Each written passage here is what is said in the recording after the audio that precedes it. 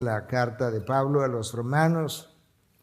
Tradicionalmente en múltiples iglesias hoy se predica un sermón relativo a este Domingo de Ramos, al que el pastor Luis ya aludió. Y hoy ciertamente múltiples iglesias evangélicas y católicas celebran o recuerdan a lo largo del mundo lo que tradicionalmente ha sido llamado de esa manera, aquel primer domingo cuando Cristo hacía su entrada a Jerusalén montado en un pollino, como dice el texto, y que ya como el pastor Luis prácticamente me robó mi introducción, pero está bien, no la completó, se fue delante. Como dice el refrán dominicano, el que pica adelante gana. Pero Cristo fue recibido con vítores o gritos de júbilos por parte de la multitud, que de acuerdo al texto de Marco dice que tendió sus mantos en el camino, la multitud, y otros cortaban ramas de los árboles y las tendían por el camino. Tal como había profetizado el profeta Zacarías en el libro que lleva su nombre, capítulo 9, versículo 9, y de hecho Mateo 21, 9 al 10, dice, como ya el pastor Luis aludía, que las multitudes que iban delante de él y las que iban detrás gritaban, Hosana al Hijo de David. La razón por la que estoy repitiendo esto es porque tiene conexión con todo lo demás con lo que quiero iniciar. Bendito aquel que viene en el nombre del Señor, Hosana en las alturas. Cuando Jesús entró en Jerusalén, toda la ciudad se agitó y decían, ¿quién es este? Las multitudes contestaban, este es el profeta Jesús de Nazaret de Galilea. Ahora, de manera chocante, algunos o muchos, no sabemos cuánto, de lo que estuvieron en aquella multitud, 5 días después, el día viernes, se unieron a otra multitud que gritaba, crucifícalo, crucifícalo, Juan 19:6. Yo creo que esa multitud puso en evidencia algo que dijimos el domingo anterior, algo que Cristo dijo, que no todo aquel que me dice Señor, Señor entrará al reino de Dios, sino aquel que hace la voluntad de mi Padre. Creo que esa multitud probó que el amor humano es muy condicional y muchos de aquellos que siguieron a Jesús por un tiempo, cuando comenzaron a descubrir que Jesús no le estaba dando ni le iba a dar aquello que ellos esperaban, aquello que ellos buscaban, pues se retiraron.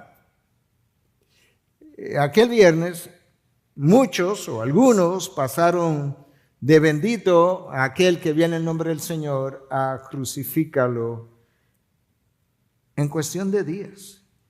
En cuestión de días. Pero esa no es la reacción más chocante. Porque esa reacción no dista mucho de la reacción de Pedro, que en cuestión no de días, de horas, pasó de Señor, estoy dispuesto a ir a donde vayas, tanto a la cárcel como a la muerte, a yo no conozco a este hombre, y según Marcos, aún profiriendo maldiciones, no en cuestión de días, en cuestión de horas. Un apóstol pasó de estar dispuesto a ir hasta la muerte con su maestro a negar que le conocía. La realidad es que hasta que yo no viva lo que digo creer, no es cierto que lo creo. Déjame decir eso otra vez.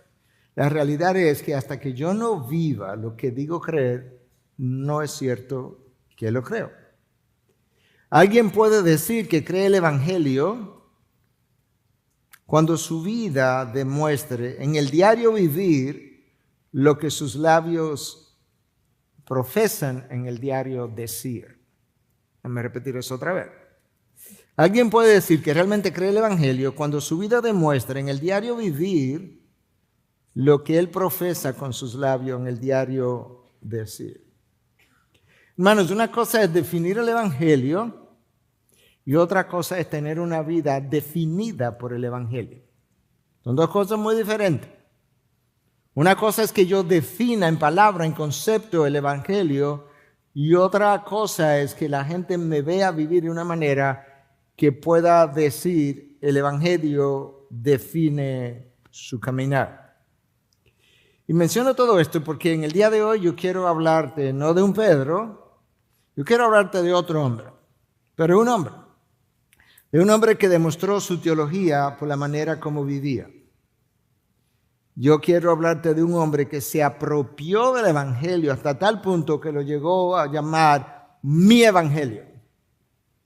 Yo quiero hablarte de un hombre que le puso pies y manos al Evangelio. Y su nombre fue Pablo. El mensaje de esta mañana yo lo he titulado Un corazón transformado por el Evangelio. La razón por la que Pedro hizo lo que hizo antes de la crucifixión, antes de la resurrección, es que el Evangelio había sido definido de antemano, pero no había sido escrito. El Evangelio se escribió con sangre.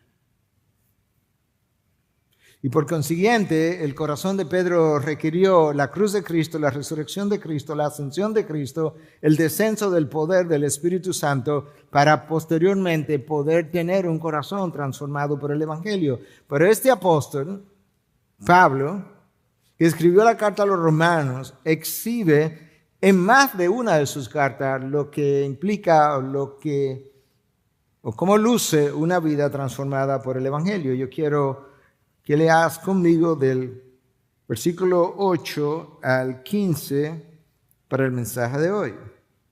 En primer lugar, doy gracias a mi Dios por medio de Jesucristo por todos ustedes, porque por todo el mundo se habla de su fe.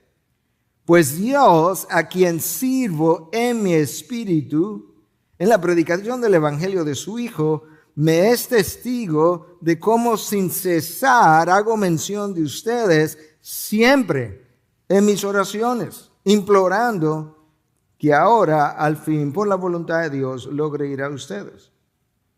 Porque anhelo verlos para impartirles algún don espiritual a fin de que sean confirmados, es decir, que cuando esté entre ustedes, escucha, nos confortemos mutuamente, cada una por la fe del otro, tanto la de ustedes como la mía. No quiero que ignoren, hermanos, que con frecuencia he hecho planes para ir a visitarlos, pero hasta ahora no me he visto impedido a fin de obtener algún fruto también entre ustedes, así como entre los demás gentiles. Tengo obligación, tanto para con los griegos como para con los bárbaros, para con los sabios como con los ignorantes. Así que por mi parte, ansioso estoy de anunciar el Evangelio también a ustedes que están en Roma. Yo no sé si al leer el texto tú pudiste ver el corazón transformado por el Evangelio del apóstol Pablo, pero déjame decirte que en primer lugar, cuando ese Evangelio le da forma a tu corazón, la gracia caracteriza, o la gratitud sería una mejor palabra, caracteriza tu vida y el espíritu de queja comienza a desaparecer. Tú no encuentras esa queja una vez en el apóstol Pablo. En primer lugar, la gratitud comienza a dominar, a caracterizar tu vida y el espíritu de queja comienza a desaparecer. Versículo 8, en primer lugar, lo primero que voy a hacer, Pablo todavía está en la introducción de la carta, doy gracias a mi Dios por medio de Jesucristo, por todos ustedes, porque por todo el mundo se habla de su fe. Pablo está agradecido, dando gracias a Dios, estaba el apóstol Pablo, por personas o por cosas, no que Dios había hecho en él, no, por cosas que Dios había hecho en otras personas que él no conocía, nunca había visto, por una iglesia que él tampoco plantó, pero como el Espíritu de gracia se había apoderado de su vida, él comienza dando gracias a Dios por lo que los romanos llegaron a hacer por el poder de Dios.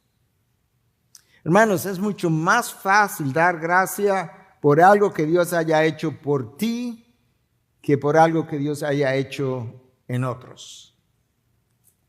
Y eso requiere no solamente una mente orientada hacia Dios, pero requiere una mente orientada hacia el otro, de manera que yo pueda ver lo que Dios está haciendo en el otro y al verlo regocijarme y darle gracias a quien lo hizo, que es Dios. Darle gracias a Dios por lo que Él hace en ti. Claro, yo soy el beneficiario, eso es fácil. Pero dar gracias por lo que Dios está haciendo en otro es mucho más difícil, porque frecuentemente lo que Dios está haciendo en otro, promoviendo a otro, bendiciendo a otro, frecuentemente origina sentimiento de celos y envidias en nosotros.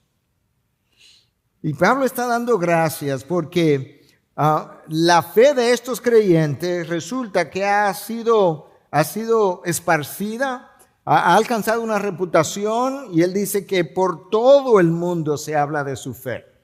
Yo creo que cuando Pablo está usando esa frase, la está usando de la misma manera que nosotros usamos una frase similar. ¿Y quién lo sabe? Todo el mundo. En otras palabras, hay mucha gente que lo sabe en múltiples lugares del imperio. Yo creo que eso es lo que Pablo está tratando de decir. Se habla no solamente de una iglesia que alguien plantó, que no está claro quién lo hizo, pero se habla de una iglesia en Roma, nada más y nada menos que en Roma, la capital del imperio, que tiene una fe que vale la pena, es digna de ser comentada.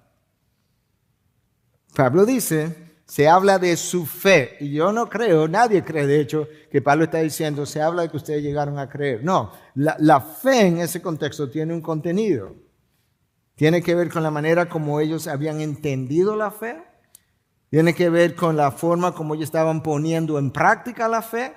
Tiene que ver la forma con la que ellos estaban pasando su fe. Probablemente era una fe genuina, era una fe vivida, era una fe que llamaba la atención. Por eso se hablaba por todo el mundo de esta iglesia, de la manera como habían abrazado la causa de Cristo. Hermanos, lo que yo creo no tiene ningún valor hasta que el otro vea cómo tú vives. Lo que tú creas no tiene ningún valor para ese otro hermano hasta que él vea cómo tú vives. Nuestra fe no tiene ningún valor hasta que nuestras oraciones sean congruentes con nuestras acciones. Recuerda la carta de Santiago. ¿De qué nos sirve con decirle a un hermano que está en necesidad, hermano, vete en paz, voy a orar por ti, y dejarlo ir en la necesidad? De manera que nuestra fe, Santiago lo avala, no tiene ningún valor hasta que nuestras oraciones sean congruentes con nuestras acciones. Por eso la palabra de Dios insiste desde el Antiguo Testamento que Dios juzga nuestras vidas por la condición del corazón y por las cosas, escucha bien, y por las cosas que hacen latir tu corazón y el mío, más que por las palabras que mis labios pronuncian. Dios juzga mi vida más bien por la condición como mi corazón está y por las cosas que hacen latir a mi corazón, más que por las palabras que yo pronuncio desde este púlpito domingo tras domingo. Lo impresionante de esta iglesia, para mí, pero yo creo que para otros también, es que esta iglesia alcanzó cierta reputación en la capital del imperio, en el centro del paganismo antiguo, en la ciudad de los Césares, en la ciudad más secular que el imperio pudiera tener. Allí alguien o algunos, quizás que vinieron del día de Pentecostés de Jerusalén, que había gente de Roma que regresó convertido, quizá ellos plantaron una iglesia. Y ahora por todo el mundo se habla de esta iglesia. Impresionante esto. En segundo lugar, un corazón transformado por el Evangelio ora, habla, camina, late en intimidad de corazón. Escucha la expresión de Pablo. Doy gracias a Dios. A mi Dios. Cuando Pablo habla de mi Dios, es obvio que él tiene una relación cercana, íntima, personal, especial con ese Dios. Porque Pablo no está diciendo con eso, Él es mi Dios y no el tuyo. No, lo que él está diciendo es, yo siento por este Dios y siento con este Dios una relación tan cercana que yo tengo que llamarlo mi Dios. Escucha cómo Pablo hace esto una y otra vez. 1 Corintios 1:4, siempre doy gracias a mi Dios por ustedes, por la gracia de Dios que les fue dada en Cristo Jesús. Por los corintios Pablo estaba dando gracias. Yo no me explico cómo, pero cómo Pablo dio gracias a Dios por los corintios, una iglesia tan inmadura como Corinto, pero dio gracias a Dios por ellos. Porque cuando el corazón es transformado, la gratitud comienza a apropiarse de tu vida y la queja comienza a desaparecer. 2 Corintios 12:21. Temo que cuando lo visite de nuevo, mi Dios me humille delante de ustedes y yo tenga que llorar por muchos que han pecado anteriormente y no se han arrepentido de la impureza, inmoralidad y sensualidad que han practicado. Tú puedes creer que Pablo dice, yo tengo cierto temor que cuando yo vaya donde ustedes, hayan gente practicando la inmoralidad que no se han arrepentido y que a mí me duela. Pero él dice, yo temo que mi Dios me humille de esa manera. Filipenses 1:3. Doy gracias a mi Dios siempre que me acuerdo de ustedes. Filipenses 4:19. Y mi Dios proveerá a todas sus necesidades conforme a sus riquezas en gloria en Cristo Jesús. Y Filemón 1:4. Doy gracias a mi Dios siempre haciendo mención de ti, Filemón, en mis oraciones. La razón por la que me llama mucho la atención esto de mi Dios es porque preparando para el mensaje me acordé de una expresión tan diferente que salió de los labios de Saúl, el rey, cuando había hecho algo pecaminoso, iba donde Samuel, el profeta, y le decía a Samuel, órale al Señor tu Dios. Oh, wow. Yo creo que en frases así, Saúl deja claramente que él no era creyente. Él ni siquiera podía referirse a Dios como Dios simplemente, y mucho menos como mi Dios. Él le decía a Samuel, habla tú con el Señor tu Dios. 4 veces en 1 Samuel aparece esa expresión. Y esa expresión nos habla de un hombre que no conoce a Dios, que no tiene una relación con Dios, de un hombre que teme hablarle a Dios porque sabe que está en pecado, porque sabe que no anda bien y sabe que Dios sabe, que él sabía que andaba mal. Valga el trabalengua. Pablo usó la expresión mi Dios, mi evangelio, porque después de su conversión, Pablo se hizo, por así decirlo, uno con Cristo y su causa. Escucha cómo él escribe a los Gálatas 2:20. Con Cristo estoy juntamente crucificado, y ya no vivo yo, mas vive Cristo en mí. Y lo que ahora vivo en la carne, lo vivo en la fe del Hijo de Dios, el cual me amó y se entregó a sí mismo por mí. Cuando un corazón es transformado por el Evangelio, es porque ha entendido el Evangelio. Yo no estoy hablando ahora conceptualmente, en palabras, semánticamente, gramaticalmente. No. Yo no estoy hablando de eso. Yo estoy hablando teológicamente. Que cuando un corazón entiende que Cristo, Dios, te amó y se entregó a sí mismo por ti, esa vida es transformada radicalmente. Y es por eso que Pablo no solo habló de Cristo, él vivió a Cristo. Pablo no solamente se sintió amado por Cristo, él amó a Cristo. Pablo no solamente predicó la palabra, sino que predicó a Cristo y a este crucificado. Pablo primero persiguió a Cristo. Eso es exactamente lo que Jesús le dice el día que se le aparece, camino a Damasco. Le dice, Saulo, Saulo, ¿por qué me persigues? Pablo primero persiguió a Cristo y luego fue perseguido por Cristo, por causa de Cristo más bien. Pablo no amó a Cristo en la iglesia, aleluya, gloria a Dios, para deshonrarlo el resto de la semana. No. Eso no es un corazón transformado por el Evangelio. Pablo no solo, o mejor dicho, Cristo no solo murió por Pablo, Pablo murió por Cristo después. No para salvarlo, para honrarlo. Murió por su causa.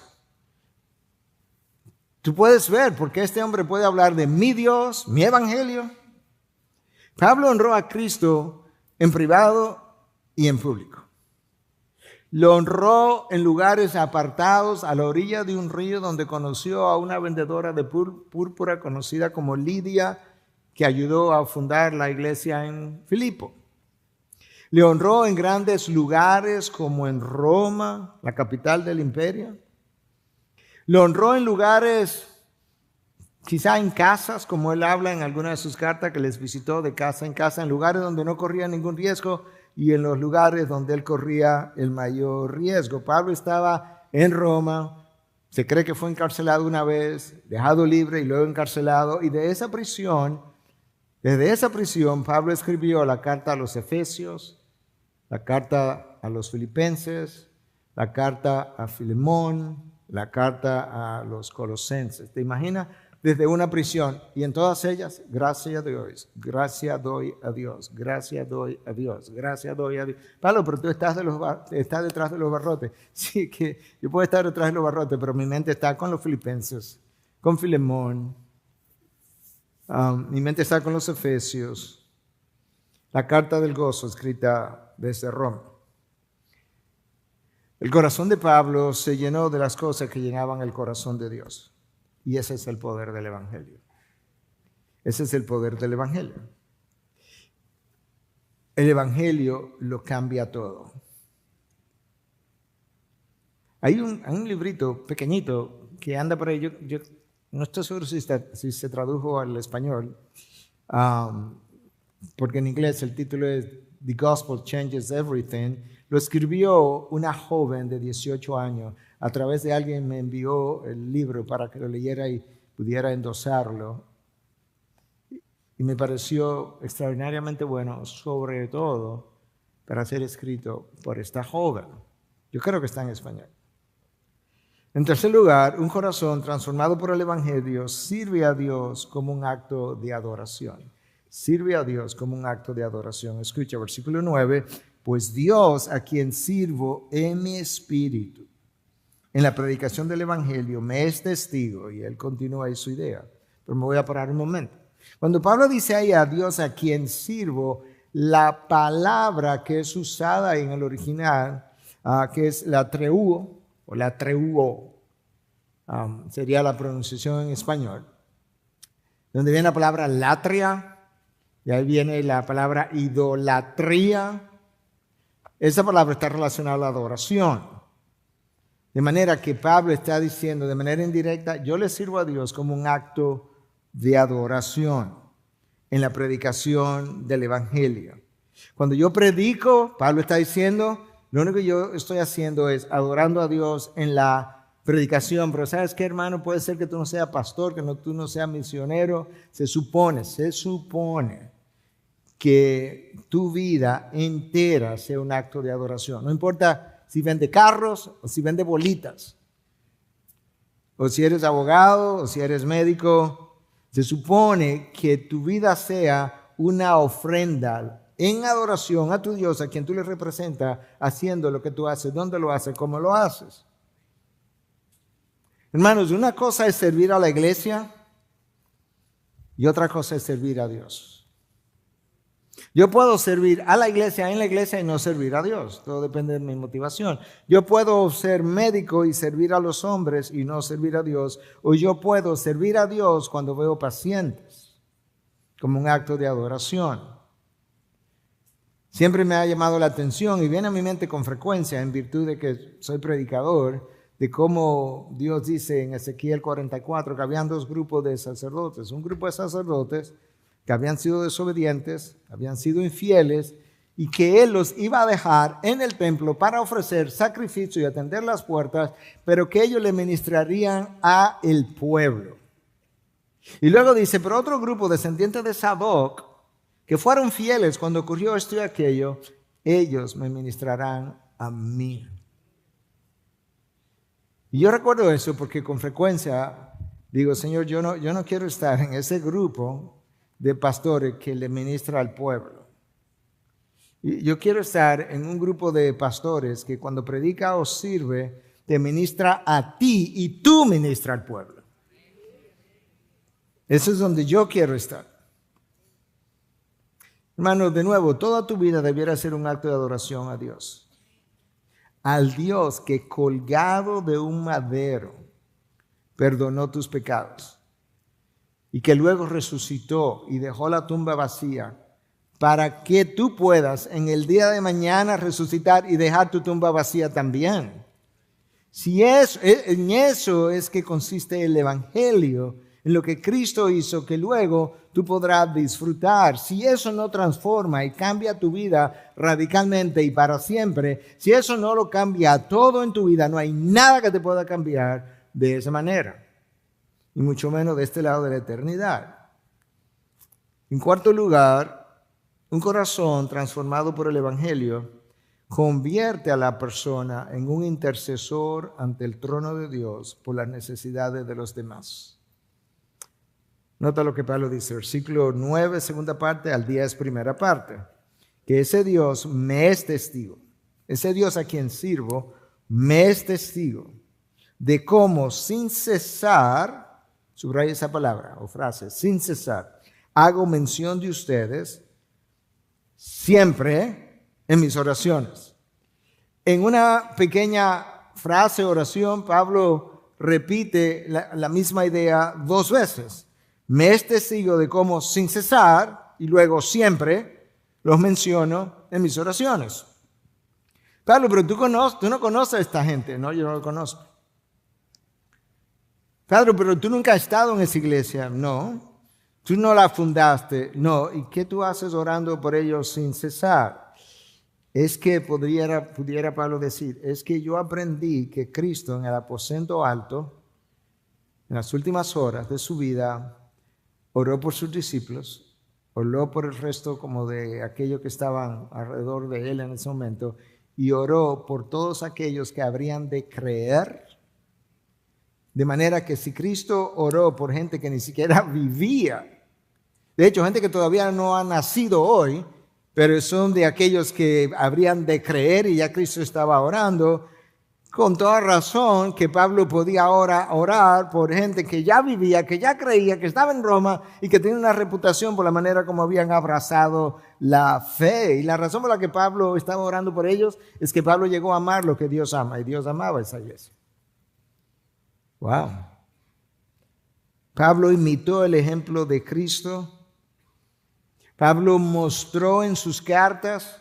Cada vez que yo leo las cartas de Pablo, varias cosas ocurren, ¿no? Número uno, me humillan. Número dos, me confortan. Número tres, me consuelan. Parecido, pero un tanto distinto. Y me animan. El corazón pastoral de Pablo en sus cartas palpita con esa transformación pastoral que él sufrió. Bien dice John MacArthur en su comentario acerca de esta carta, dice, la carta a los romanos revela que Pablo no solamente tenía el celo de un profeta, la mente de un maestro y la determinación de un apóstol, sino también el corazón de un pastor. Pablo demuestra que él tenía el celo de un profeta, la mente de un maestro, la determinación de un apóstol, sino también el corazón de un pastor.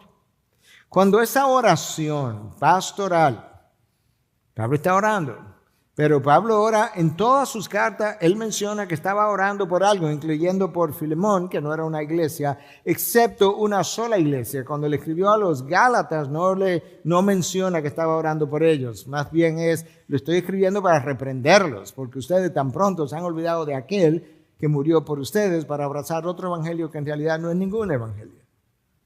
Pero por cada una de las iglesias oró.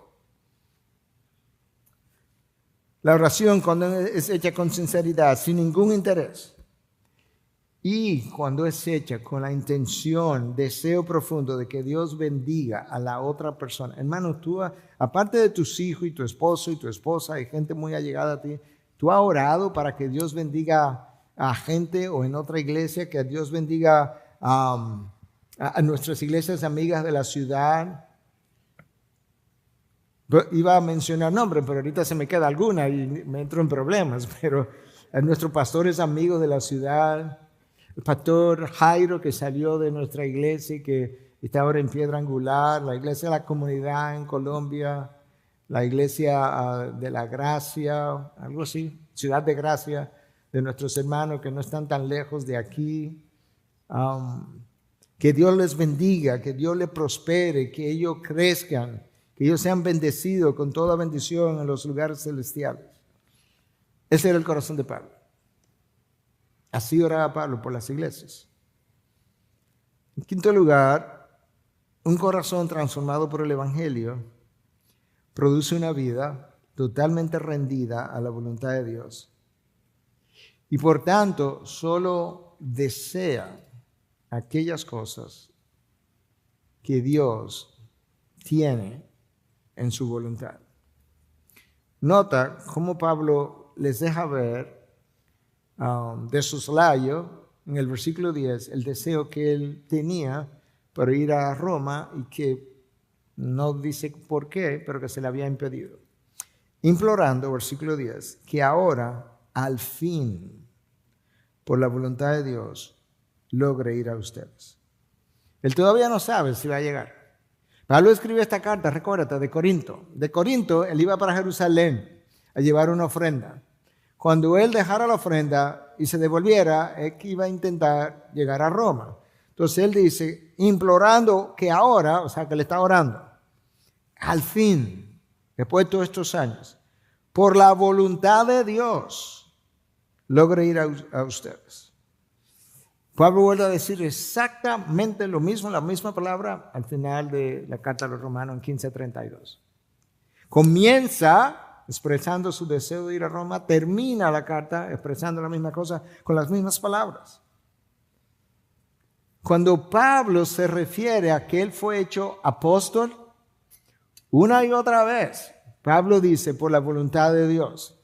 Pablo literalmente dice que él llegó a ser apóstol por la voluntad de Dios. Y lo menciona 5 veces. Lo menciona en 1 Corintios 1:1, lo menciona en 2 Corintios 1:1, lo menciona en Colosenses 1:1, lo menciona en Efesios 1:1, lo menciona en 2 de Timoteo 1:1. Apóstol por la voluntad de Dios. Pablo tenía bien claro que las cosas son cuando Dios quiere que sean. Hermano, toda esta frustración que experimentamos cuando las cosas no se dan, emocionalmente pudiéramos entenderla, pero es un sinsentido, hermanos, teológicamente. Pastor, porque uno tiene emociones, yo sé que tenemos emociones. Tenemos emociones porque somos humanos y sentimos, pero luego de sentirlas yo tengo que razonar. Y yo tengo que entonces sentarme y decir, sí, me duele, pero comienza a cambiar ese dolor. Porque las cosas son cuando Dios quiere que sean. Si no se dan, Dios no lo permitió, no lo quiso, lo paró, lo detuvo, o permitió que el infierno entero lo parara, si tú quieres. Ahora, vamos a hacer un paréntesis antes de seguir aquí, porque me imagino que algunos pudieran estar pensando, bueno, entonces, cuando yo peco, no está tan mal, porque Dios quiso que yo pecara. No, espérate, que eso es confundir la gimnasia con la magnesia ahora. Cuando tú pecas porque tú querías pecar, tú pecas porque tú amabas tu pecado, o yo, no sería diferente. Pecas porque amabas tu pecado más que lo que amabas o amábamos a Dios. Ahora, Dios nos deja pecar por la misma razón que dejó pecar por 40 años el pueblo judío. Para humillarte, para probarte, para que viera lo que había en tu corazón. Tomó 40 años probarla a esa generación, toda la maldad y corrupción que había en sus corazones. 40 años. Dios permitió eso como parte de lo que llamamos su voluntad permisiva, que es una forma de ver. Dios tiene una sola voluntad, pero tenemos forma de analizarla y a eso le llamamos su voluntad permisiva. Cuando Dios te ordena que no peques, que no hagas, que no digas, que no comas, en el caso del jardín del Edén, esa es su voluntad moral. Ahora, hermanos, la voluntad de Dios debiera ser el deseo de todo cristiano. La voluntad de Dios debiera ser la búsqueda, no solamente el deseo, la búsqueda de todo cristiano. Yo pasé ayer en la noche 2 horas y 15 minutos, más o menos 2 horas y media, con el grupo de los adolescentes de la iglesia ahí atrás. Y varias veces surgió la pregunta, ¿cómo yo encuentro la voluntad de Dios? ¿Cómo yo busco? ¿Cómo yo sé que esto es de la voluntad de Dios? Y tuvimos conversaciones muy buenas por todo ese tiempo. La voluntad de Dios, hermano, debiera ser la torre de control de tu vida. Pero con frecuencia hemos estado en salones de consejería donde tú claramente le muestras a alguien que eso que está pensando o esa decisión que está a punto de tomar no puede ser la voluntad de Dios porque viola completamente lo que la palabra de Dios enseña y la persona insiste en querer hacerla. En otras palabras, la torre de control no me mandó a aterrizar, pero me voy a estrellar como quiera. Pablo anhelaba ir a Roma por años, si era la voluntad de Dios. Cuando Dios dispusiera, solamente si formaba parte de los propósitos de Dios. Una y otra vez me has oído decir, me lo va a oír decir otra vez, los sí y los no de la vida son los sí y los no de Dios. Dios está en control. En sexto lugar, un corazón transformado por el Evangelio vive una vida centrada en la otra persona y por consiguiente está más interesado en el bien del otro que en el bien propio. ¿Quién dijo eso? Mira la cruz. Más interesado en el bien del otro que en el bien del que estaba clavado. Y luego ese me dijo, mira mis pisadas para que camine tras mis huellas. Pablo nos deja ver por qué él quería llegar a Roma. Pablo nos dice, oye, estoy loco por llegar a la capital del imperio porque me cuentan maravillas de esa ciudad. Quiero llegar como turista. Es como que alguien diga, estoy loco por llegar a París, o a New York, o a no sé dónde, a Tokio, o quiero llegar a cualquiera otra de las grandes ciudades del mundo. Pablo dice, no, yo quiero llegar a Roma, pero mira para qué, versículo 11, porque anhelo verlos para impartirles algún don espiritual a fin de que sean confirmados. Yo estoy loco por llegar porque yo he oído buenas cosas de ustedes, yo quiero bendecirlos más todavía. Wow. Pablo no especifica qué don, pero nosotros sabemos que un don es una capacidad que Dios otorga, una habilidad sobrenatural, algo que Dios da. No creo que Pablo estaba loco por llegar allá para otorgarles o darles o dones de esos sobrenaturales, ¿verdad? Con lo que la gente ha hecho alardes falsos, incluso de poder. Yo no creo que él se está hablando de eso. Yo creo que más bien, dada la persecución de la iglesia, las carencias de las iglesias en la antigüedad, lo más probable es que Pablo estaba pensando en dones de servicio, dones de amor, ágape, de sabiduría, de consejo, de pastoreo, cosas similares. Tampoco creo que era como una varita mágica, como que él iba a llegar y poner las manos y ¡bum!, los dones iban a llegar, porque Dios puede hacer eso sin Pablo también. Yo creo que más bien era ayudarle a desarrollar dones que contribuirían a la edificación del cuerpo de Cristo, como los que acabo de mencionar. Lo impresionante es que Pablo quería ser de bendición para personas que no conocía, vuelvo y enfatizo, y para una iglesia que no había visitado nunca. Pero esa es la capacidad que el Evangelio tiene. Nosotros hablamos del poder del Evangelio. Próximo mensaje es justamente eso, del poder del Evangelio. Esa es la capacidad que el Evangelio tiene de tomar un corazón de piedra y convertirlo en corazón de carne. De tomar un corazón egoísta que se sirve del otro o se sirve a sí mismo y convertirlo en alguien que sirve al otro, que anhela llegar a Roma por años para bendecir a otro. El poder del Evangelio está que abre los ojos de alguien que hasta ese momento miraba sus deseos, sus necesidades y sus demandas, para comenzar a enfocarse en las demandas, deseos, necesidades de otro y tratar de llenarlas. Hermano, tu vida no se trata de ti, ni de tu fidelidad, ni de tu prosperidad. No se trata de ti, hermano.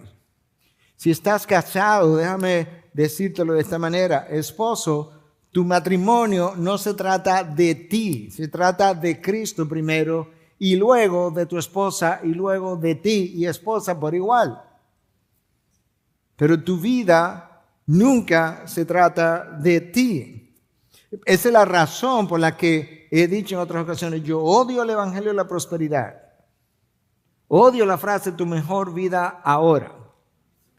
Porque si esta vida de dolor y sufrimiento es mi mejor vida, tú sabes para dónde tú vas.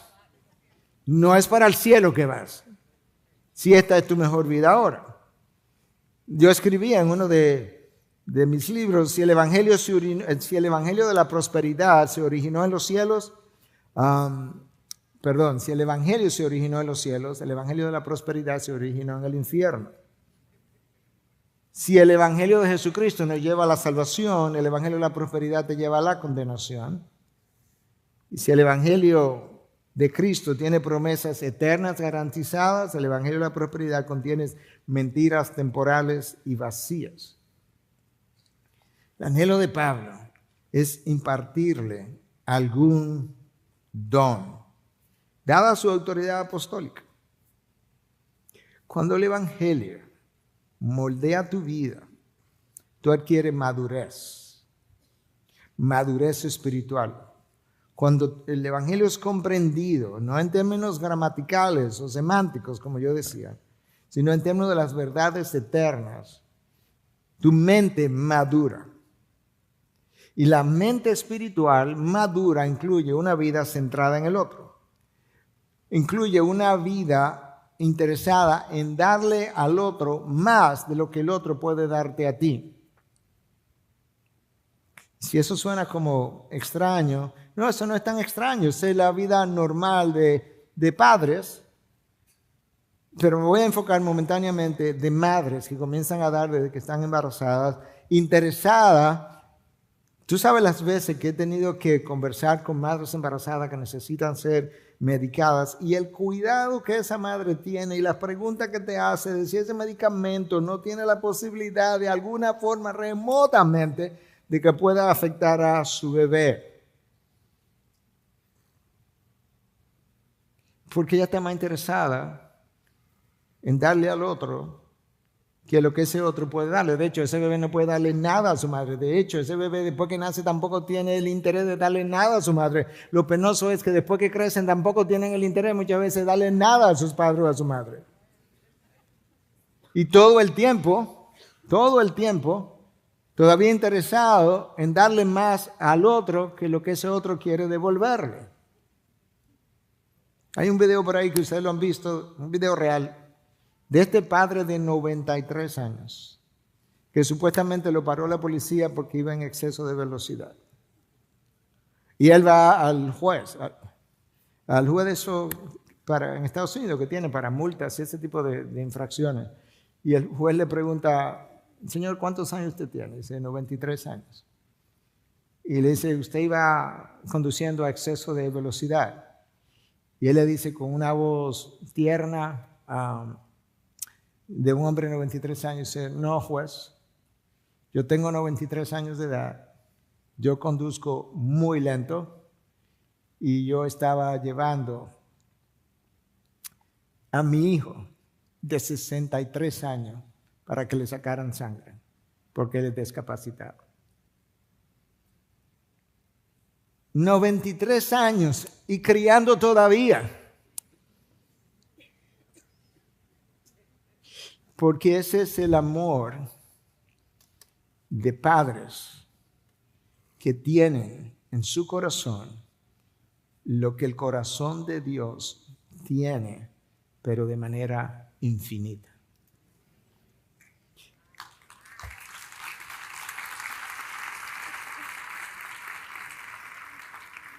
Escucha las palabras de Pablo, un corazón transformado por el Evangelio, el que quiere impartirle alguna bendición a los romanos.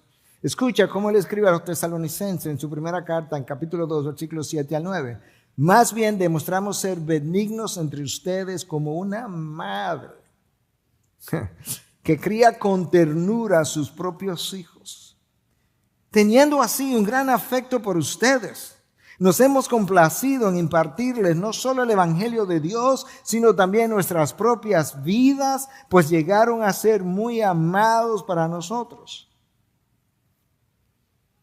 Cuando el creyente logra entender el Evangelio, lo que costó escribirlo con sangre, la vida de Jesús fue el lápiz, la pluma con la que escribió, y su sangre la tinta con la que se escribió el Evangelio, esa persona termina siendo capacitada para amar incondicionalmente hasta el punto que a la hora de pastorear a un grupo de personas o hablar a un grupo de personas está dispuesto a darle o a compartir no solamente el Evangelio, sino también nuestras propias vidas, porque el corazón transformado por el Evangelio ama a Dios y ama al otro.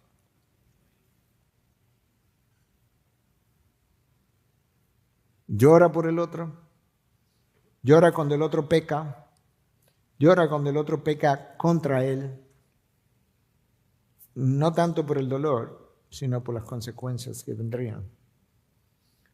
En séptimo lugar, un corazón transformado por el Evangelio posee una actitud de humildad hacia los demás y entiende que todos nosotros tenemos necesidades, que por consiguiente necesitamos una comunidad de creyentes para ministrarnos mutuamente. Una comunidad de creyentes para ministrarnos mutuamente. Versículo 12.